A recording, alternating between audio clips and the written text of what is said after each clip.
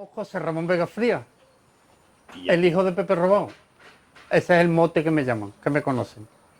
Porque a mi padre cuando era chico pues lo robaron, los tíos mantequeros o los hombres del saco, como se le quiere decir. Hombre, eso que nos han dicho siempre nuestras madres, ten cuidado con los hombres. En mi padre efectivamente existió, vinieron unos hombres, lo metieron en el saco y se lo llevaron. Lo que pasa es que la familia se dio cuenta, salió corriendo de esos tíos mantequeros y lo tiraron a un arroyo y, en fin, y luego cuando llegaron pues estaba allí medio muerto, berreando el pobre. Hombre, en los pueblos siempre, no es la primera vez que se perdía un niño, bien para sacarle sangre y porque el rico del pueblo a lo mejor necesitaba para hacer una transfusión a su hijo y cosas así. A mi padre no sé con qué motivo se lo secuestraron, pero realmente y de ahí pues viene el nombre de Pepe Roda, porque yo fui el primer malagueño que se enteró de la muerte de Franco. Pues yo estaba trabajando de telefonista de noche y allí había varios independentistas que me decían, por favor, nos tienes que decir cuándo muere Franco, porque era cuando estaba malo. Entonces yo estaba conectado con no me acuerdo, del hospital Ramón y Cajal, me parece, conectado cada 5 minutos. Y me decían, no, pues sigue muy grave, hasta que a las 3 y pico de la mañana me dijeron, Franco ha muerto. En fin, y ya se lo dije y todo, formaron allí un espectáculo. que tú fuiste el primero en que enterarte de la muerte Sí, de Franco. sí, porque allí estaban tomando champán y yo telefonista de noche. Telefonista de noche y como ya te digo, allí había algunos independentistas me decían, por favor, tienes que decirnos cuándo muere Franco porque tenemos aquí una botella de ese más. Entonces yo estaba conectado, creo que era el Ramón y Cajal donde estaba Franco en ese momento con todos los cables y todas las cosas. Y entonces pues yo estaba conectado y me dijeron eso a las 3 y pico. Y luego el diario ABC lo publicó a las 5 de la mañana. A las 5 de la mañana se dijo a toda página, Franco ha muerto y tal. Pero yo ya lo sabía desde las 3 y pico por ahí, cuando ya se lo dije a los compañeros que estaban allí. Sí, no es una cosa muy potente, pero vamos, que fue así muy, muy curioso. Hombre, es histórico. Sí, es un hecho muy, muy curioso. Muchas cosas, casi para nada he valido, pero bueno, principalmente está en la hostelería trabajando 50 años.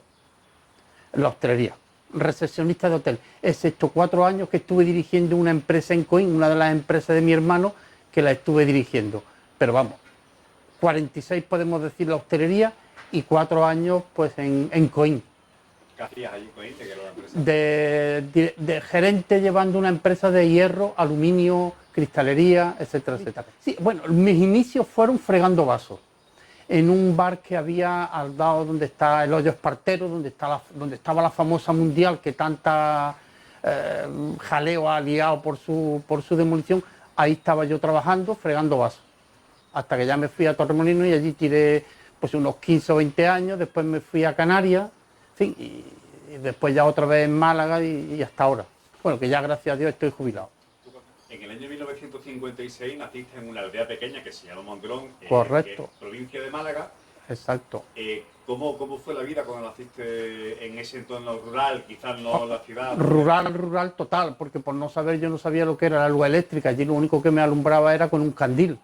Era la forma que yo creo que tengo miopía por eso, porque yo quería leer novelas del oeste, que es lo que se leía en aquella época, porque yo allí libros no había, y entonces pues de tanto leer, si conoces un candil pues tiene una mecha muy pequeñita y conforme se va apagando tienes que ir forzando la vista, en fin, una cosa que es increíble. No sabemos lo que eran los coches, no sabemos lo que era nada, lo que era rural al más no poder. Si tiras de hemeroteca mental, ¿qué recuerdo es el que te viene primero cuando tú recuerdas niñez y Mondrón? ¿Qué es lo primero que te viene a la cabeza? Muerte, porque estuve a punto de morir un par de veces allí en Mondrón. Una porque me cogió el molino de aceite, que allí Mondrón es uno de los sitios donde está el mejor aceite del mundo probablemente. Pues uno de los molinos me cogió y estuvo a punto de acabar conmigo. Y otra vez que me caí en una arena movediza y no morí porque mi madre estaba cerca y me pudo sacar, porque los niños no teníamos dónde jugar, no había televisión como hay hoy, no hay teléfono móvil, no hay Facebook, no hay Instagram, no hay nada. Pues entonces, ¿dónde íbamos los niños en invierno? A jugar dentro del molino, aunque nos echaban, pero nosotros nos colábamos. Y yo un día estaba en una rueda, pues yo le tenía la mano puesta así y me estaba haciendo cosquillas, digamos, y de pronto la rueda me cogió la manga de la camisa, me la enrolló y me iba a ahorcar. Y cuando se iba a producir pues todo eso, pudieron parar la electricidad y entonces salí despedido y me hice un agujero en la cabeza porque choqué contra el suelo con un hierro que había y en fin. Estuve casi 2 días más muerto que vivo y me tuvieron que llevar a Periana al médico en un mulo, porque no había coche, en un mulo tuve que ir. En fin, cosas de la vida y cosas de aquella época. Así que, hombre, que caí y mi madre decía, ay, ¿dónde está el niño? ¿Dónde? Y el niño estaba casi por aquí con la arena hasta que ya llegó mi madre y me pudo sacar. Pero sí, fue... Por eso he dicho que cuando recuerdo mis cosas de juventud, pues siempre, o de niñez, lo que más siempre recuerdo es la palabra muerte por eso, porque por 2 veces estuve a punto de palmarla. Bien, yo he estudiado pues solamente lo que es los estudios primarios de Mondrón. Luego me vine a estudiar aquí a Málaga a un colegio, pero como era tan mal estudiante no saqué nada. Fue un desastre total, porque yo lo que quería estudiar era una carrera. Y lo que me metieron fue en un colegio para hacer un oficio, porque me metieron en la Escuela Franco, que está aquí al lado, que se ve casi desde aquí. Entonces, pues, yo es que con las manitas no se hacen nada. ¿Y qué ocurre? Pues fue un desastre, Estuve 3 años interno, teniendo como compañero a Vivi Anderson, la famosa Vivi Anderson, Manuel Fernández Chica en aquella época, pero que no saqué nada. De ahí no saqué nada. Ella también estaba interno, porque ella no era de aquí, ella era de Tánger. ¿Qué edad? Pues tendremos unos 14 años. Ella tenía un par de más que yo y ya era ella una artista. Ella un poco hacía lo que le daba la gana. Era una extraordinaria, es que es para vivirlo. Más que para contarlo, es para vivirlo el espectáculo, porque era tal como es hoy en día, así muy espectacular, muy guapo, cantaba. Ella no seguía las normas. Ella las normas que teníamos los demás no las seguía. Era una rebelde, ¿no? De la época. Bueno, sí, se le puede llamar así, sí. Vamos, una experiencia. Lo que es vivir interno, lo que es salir de un pequeño aldea a meterte en un colegio con 1.500 niños que no conoce a nadie, que era el más cateto y el más... Pues, no fueron momentos malos, pero tampoco fueron momentos así gloriosos. No sé, los recuerdo sin fu ni fa, esa es la pura verdad. Bueno, vamos a ver.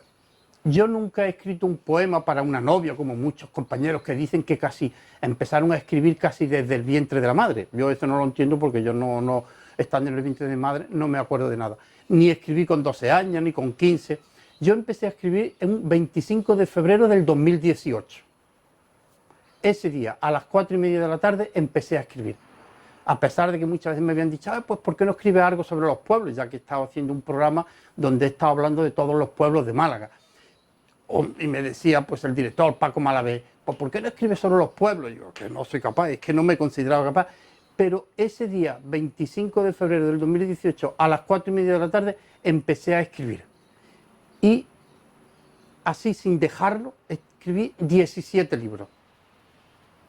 Y es una cosa muy curiosa porque no tenía pensado, no se me había ocurrido, ni nada. No sé, yo siempre he dicho en mis presentaciones, la gente le hace muchas veces, que alguien me poseyó, el espíritu de algún libro, o lo que sea, y empecé a escribir. Así de fácil. Es que eso es lo que yo quisiera saber, y eso es lo que están investigando mucha gente. Bueno, ¿qué es lo que pasó? Para de buenas a primeras empecé a escribir, ¿sí? Y empecé a escribir yo sé las primeras palabras porque están ahí en mi libro, lo que yo empecé a escribir, que es una cosa casi sin sentido, pero así fue. No hay otra explicación. Y tal como vino el espíritu, se marchó, porque el hijo de puta del espíritu se marchó y no ha vuelto. Aquí estoy, que no doy ahora pie con bola, de verdad. Estuvo conmigo exactamente 1 año y pico, el tiempo que me dio de escribir 17 libros. Después se marchó y hasta el día de hoy. En 1 año y pico tú escribiste 17 libros. Sí, es que los libros normalmente, por ejemplo, Memorias de una lesbiana, me tardé en 22 días. No es normal, es verdad, pero fue 22 días los que tardé exactamente en escribir Memorias de una lesbiana. Luego el primero, el de La terrible historia de Leonor García, pues me parece que fueron, sí, 31 días. Por eso es por lo que me ha dado tiempo de escribir tantos libros. Porque lo escribí en poco tiempo. Normalmente sé que en escribir un libro pues suelen tardar 1 año, incluso 2 años, incluso hay algunos que han tardado a lo mejor hasta 8 años. Yo, por suerte o por desgracia, ese espíritu burlón que me poseyó, pues hacía que los terminara eso en 20 días, 25, 30, el máximo ha sido unos 45 días. que es un libro ya muy gordo, que es una historia muy grande, pero aproximadamente esos días. Yo escribía de las formas más o más particular que pueda haber. Yo escribía incluso trabajando. Yo escribía trabajando, que ahora mi jefa ya no me puede echar porque como estoy jubilado, pero yo, por ejemplo, muchas veces estaba trabajando, venía un cliente a pedirme la factura y yo le daba la factura, pero sin dejar de escribir, porque tenía, alguien me estaba diciendo lo que tenía que escribir, estaba escribiendo y le estaba diciendo al inglés, please, what is your room number? La habitación 25, pues para darle la factura de la habitación 25, y estaba haciendo las dos cosas a la vez, escribir y cobrándole la factura. Jefa, si me ven, no se enfade. ¿Algún cliente alguna vez te ha pillado a lo mejor haciendo eso? Coño, mi jefa, y entonces lo tenía que borrar y luego tenía que empezar de nuevo. Eso hacía un espectáculo, porque tenía un capítulo muy bonito y yo decía, ¡ay, qué bonito! Y resulta que venía ella y lo borraba, y luego tenía que empezar de cero. Y claro, no siempre sería igual. ¿Tú no conoces el botón de minimizar en el ordenador? Es que no lo sabía, pero me entraban los nervios. De verdad, me entraban tales nervios que lo que hacía era eliminarlo. Es que es increíble. Un día estando en Luces, dando una charla, estaba la directora y yo no la había visto, la madre que la trajo, con lo que yo la quiero. Hola, jefa. Estaba al final y cuando terminó me dije, con que eso es lo que tú hacías en otro. Tiene una particularidad mis libros. Yo empecé, cuando escribí el primer capítulo, lo colgué en Facebook. Y mucha gente, ¡ay, qué maravilla! Ante eso me obligué y colgué otro, y otro, y otro. Y a lo mejor terminaba de escribir el capítulo trabajando y lo colgaba. Y la gente, ¡ay, qué bonito, me gusta, no sé qué, por favor, cuelga otro pronto! Claro, a lo mejor hasta que no llegaba a la casa, ya más tranquilo, pues no colgaba otro. Y así es como escribí mis libros. Conforme los escribía, porque tendría también otra particularidad, sin revisión, sin ver si había falta de eso, los colgaba automáticamente en Facebook. Y ya te digo, la aceptación fue muy grande y bueno, y ahí... O sea, que tus libros realmente en principio fueron digitales, entre comillas, ¿no? Sí, Porque... todo digital. Y gratis. Y gratis, por supuesto. Todo el mundo que quiso verlo lo podía ver fácilmente allí en Facebook, hasta que luego ya me decidí, como todo el mundo me decía que era muy bonito, se lo llevé primero a Ediciones del Genal, que es una de las editoriales más importantes de Málaga, y me editó los dos primeros libros, que es esta, Memoria de una librera, un libro que dentro de la caseta que hemos tenido este año, el colectivo malagueño de escritores, es uno de los libros que más se ha vendido y que se sigue vendiendo porque es un libro muy intenso, es un libro donde crea muchas emociones. Yo soy un escritor que quiero que la gente se emocione, o llore, o grite, o patalee, pero que tenga emociones. No que a lo mejor te aburras con el libro o que quieras dejarlo de leer. No. Yo lo que quiero es que la gente se emocione y eso es lo que al menos intento conseguir, o creo que he conseguido con todos los libros. La emoción. La martirizaban, le cortaron el pelo, incluso la madre fue una de las que la denunció y estuvo en la cárcel, porque ella estuvo un tiempo en el calabozo, hasta que se descubrió la verdad que había sido una mentira de la madre. De lo que es el régimen en sí, la sociedad en sí, porque la sociedad en sí, pues señalaba al hombre, a las mujeres más todavía. Ahí va la lesbiana, bueno, no lesbiana porque en esa época no existía la palabra lesbiana. La palabra lesbiana empezó en el año 72, 73 y en el año 75 es cuando ya se oficializó en el Congreso Internacional de la Mujer, es cuando ya en alguna ponencia ya empieza a tratarse la homosexualidad como lesbianismo. Pero en esa época era pervertida, en fin, y cosas así, desviada, machorra incluso, en fin, eran los términos que se empleaban en esa época. Como contrapunto a esa falta de cariño por parte de su familia más cercana, sí que hay un padre, una figura patriarcal, en este caso, sí, que sí que la apoya. Sí, efectivamente, él la apoyó, pero no pudo apoyarla durante mucho tiempo porque el padre murió durante la quema de conventos del año 1931. El padre, que era muy aficionado al arte, viendo que una de las iglesias estaba ardiendo, entró para rescatar a una obra muy importante, a una talla del famoso escultor murciano Salsillo, y entonces, pues durante ese, murió quemado. Entonces, ya le digo que efectivamente el padre la estuvo poniendo, pero durante poco tiempo porque murió muy joven.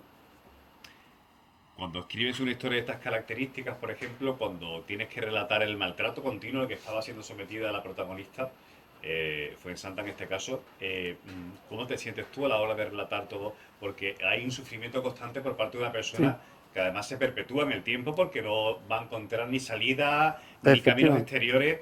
¿Cómo expresas tú eso y qué sentimientos tenías tú a la hora de plasmarlo en el libro? Yo cuando estaba escribiendo también siento lo que pueda sentir el lector.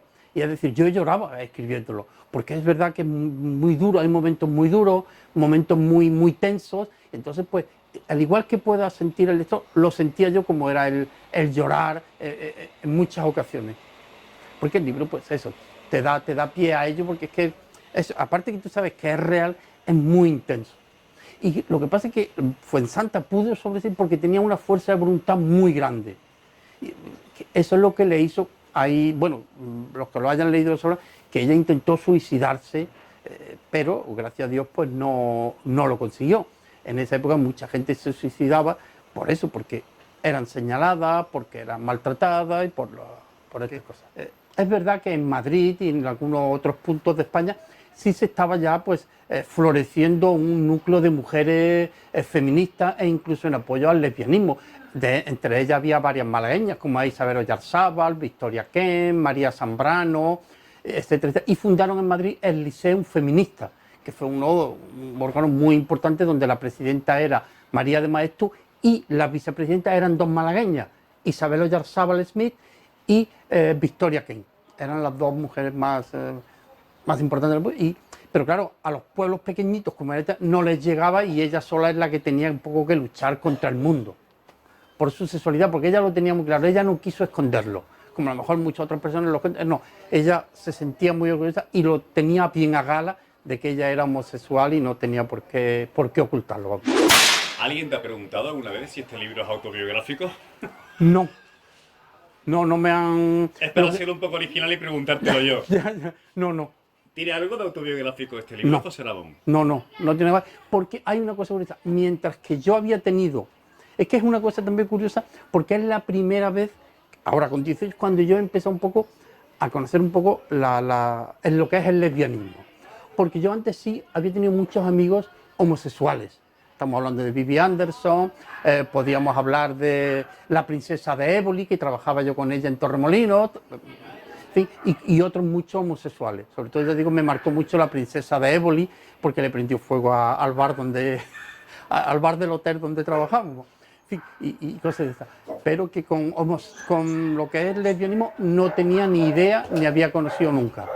Era la primera vez y no podía ser por eso, porque es que no tenía yo conocimiento ni sabía yo mucho de nada de lo que es el lesbianismo. A raíz de los colectivos LGTBI, Sí. A raíz de este libro doy por satisfecho, al menos yo doy por entendido, que ha habido un acercamiento, ¿no? Pues no, todo lo contrario. Te digo, cuando íbamos a presentarlo en la librería Luces, que fue una presentación muy interesante, muy bonita, lo iba a presentar una compañera, Mara Marley, que es una fantástica escritora, y se le cursó invitación a colectivos LGTBI y dijeron que no por dos motivos. Primero, porque lo había escrito un hombre, y segundo, porque el que lo presentaba era una mujer y heterosexual. Y por eso ellas ni iban, ni hacían publicidad, ni querían saber nada. ¿Eso qué quiere decir? Que ellas son las que nos discriminan, no nosotros a ellas. Porque nosotros con toda la buena intención las invitemos. Dijeron que no, que un hombre no puede escribir este libro. Y tampoco. Y luego, la presidenta, que fue la que me invitó, no se acercó ni a ver el libro, como si tuviera erisipela. Por lógica, estaba allí el presidente LGTBI de homosexuales masculinos, de la homosexualidad femenina, pero ninguno fue capaz de acercarse y ver y decir, oh, puede ser interesante, pues puede ayudarnos o no puede ayudarnos. No, se ha vendido mucho, yo sé porque han venido en la feria del libro, que yo estaba en las dos últimas ferias, han venido muchas chicas homosexuales, aunque es verdad, hay que reconocer una cosa, que la homosexualidad todavía la gente tiene miedo. Cuando yo estaba en la caseta del colectivo Un Año de Escritores, muchas chicas pasaban y decían, ay, me encanta, me lo llevaría, uy, pero ¿qué va a pensar mi madre? Y a lo mejor ella no era lesbiana, pero le gustaría a lo mejor por conocer algo. Y sin embargo, ¿de dónde viene la palabra lesbiana? Pues viene desde la isla griega de Lesbos, porque allí en Mitilene, en el año 700 a.C., o no, perdón, 2000 y pico a.C., nació Safo. Safo de Mitilene o Safo de Lesbos, que fue la primera de la que se tiene noticia, la primera lesbiana de la que conocemos, vamos. Porque ella fundó una escuela de señoritas y por lo visto se enamoraba de ellas e incluso tenía relaciones con ellas. Y a partir de ahí, pues te digo, esa fue la primera lesbiana de la que se tiene noticia. Safo de Mitilene o Safo de Lesbos. Yo les recomiendo de verdad que este año 2023 compren Memoria de una lesbiana. Un libro que les va a gustar, que les va a entretener y sobre todo, y lo más importante, lo que yo digo siempre, les va a emocionar. Porque para mí lo importante en mis libros es que emocionen y que la gente disfrute con ellos. Pues muchísimas gracias, José Ramón, es todo. Nada, un placer. Esperemos verte dentro de poco para que nos cuentes más cosas. Cuando tú quieras.